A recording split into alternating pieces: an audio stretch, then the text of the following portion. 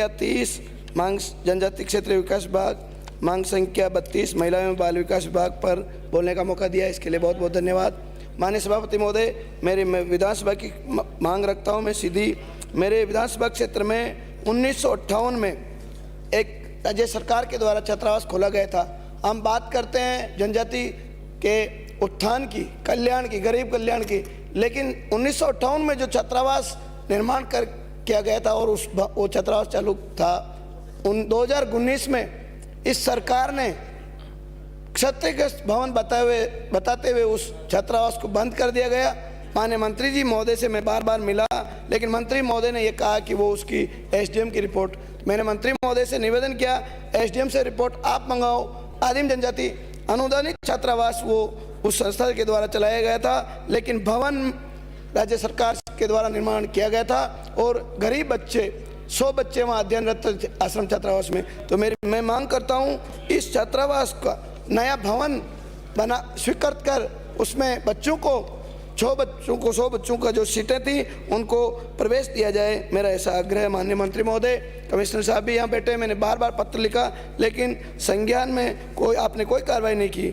मैं सभापति महोदय, मेरे विधानसभा क्षेत्र में विभाग के द्वारा टीएडी विभाग के द्वारा एक एनीकट का निर्माण किया गया था 15 साल पहले।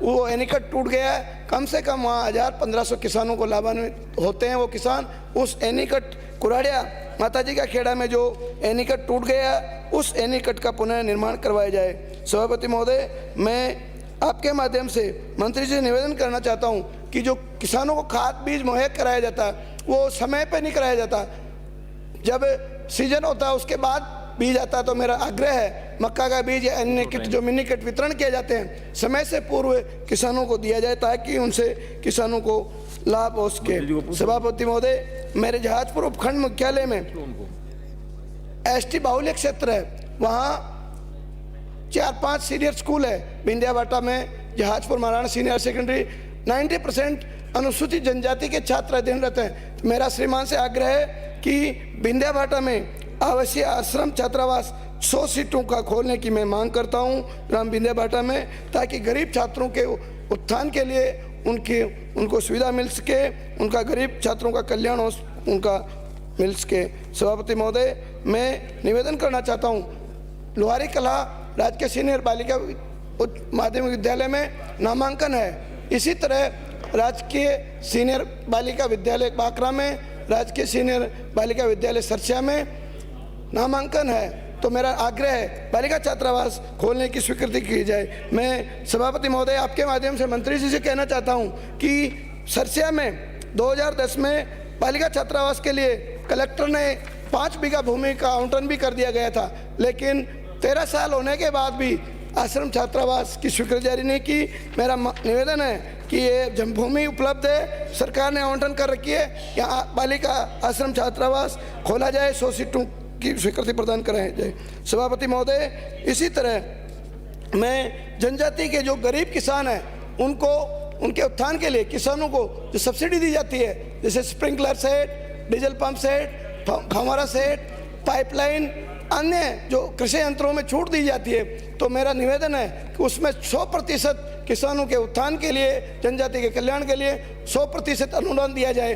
भारत सरकार से जो पैसा आता है स्टेट गवर्नमेंट खर्च नहीं पा रही है, मेरा निवेदन है कि उन गरीब किसानों को 100% अनुदान दिया जाए और उनके भविष्य में उनके जो किसानों के जो तारबंदी फेंसिंग के में 100% अनुदान दिया जाए ताकि किसानों की उपज बढ़ सके। सभापति महोदय, जहाजपुर विधानसभा क्षेत्र में एकलव्य मॉडल के लिए मैं मांग करता हूं, माननीय मंत्री महोदय से मिला था, वहाँ 80-90 हज़ार अनुसूचित जनजाति के परिवार निवासरत आबादी है। तो मेरा निवेदन है, मैंने गुड्डा फतेहपुर में 25 बीघा जमीन भूमि आवंटित आरक्षित करा दी गई, सटेपाट करा दी गई है। एकलव्य मॉडल स्कूल खोलने की मैं मांग करता हूं, भारत सरकार के आप प्रस्ताव भेजें तो एकलव्य मॉडल स्कूल खोलने से गरीब बच्चों को लाभ मिलेगा।